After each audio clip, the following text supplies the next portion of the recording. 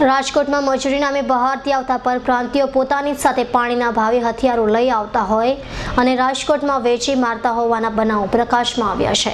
ત્યારે રાજકોટના Bhaktinagar railway station પરથી રેલવે પોલીસે હથિયાર સાથે બે પરપ્રાંતિયોને ઝડપી પાડ્યા હતા।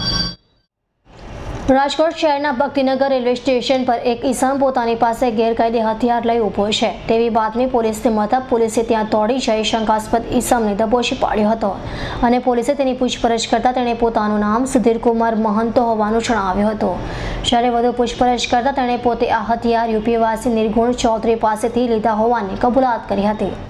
હકીકતમાં એવું છે કે ગઈકાલે તારીખ 2/2/2014ના રોજ ભક્તિનગર આઉટપોસ્ટના જમાદાર તરફથી અમને માહિતી મળેલી કે એક ઇસમ બપોરે ભક્તિનગર સ્ટેશન ઉપર ગેરકાયદેસર હથિયાર લઈ આવવાનો છે એવી હકીકત આધારે પોલીસના માણસો અને ભક્તિનગર ઓપીના માણસો સાથે વોચમાં હતા। એ દરમિયાન ભક્તિનગર રેલવે સ્ટેશન 2-3ની બાજુમાં કમ્પાઉન્ડ હોલ પાસેથી એક ઇસમ મળી આવે જે ઇસમનું નામ સુધીર કુમાર રામ ઈશ્વરબિન મહંતો છે, મૂળ બિહારનો છે, હાલ ખોડિયાનગર ખાતે રહી અને ફ્રોઝિંગના કારખાનામાં નાની મોટી મજૂરી કામ કરે છે।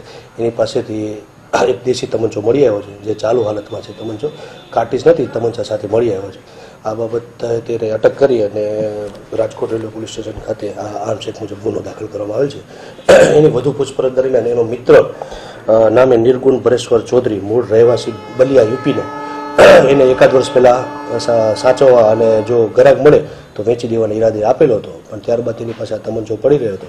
છેલ્લા કેટલાક સમયથી તમંચો વેચી દેવા માટેની કોશિશ કરેલ, પણ જે તે સમયે કંઈ નહીં વેચાયો અને રાજકોટ રેલવે પોલીસ સ્ટેશનની હદમાંથી મળી આવે છે।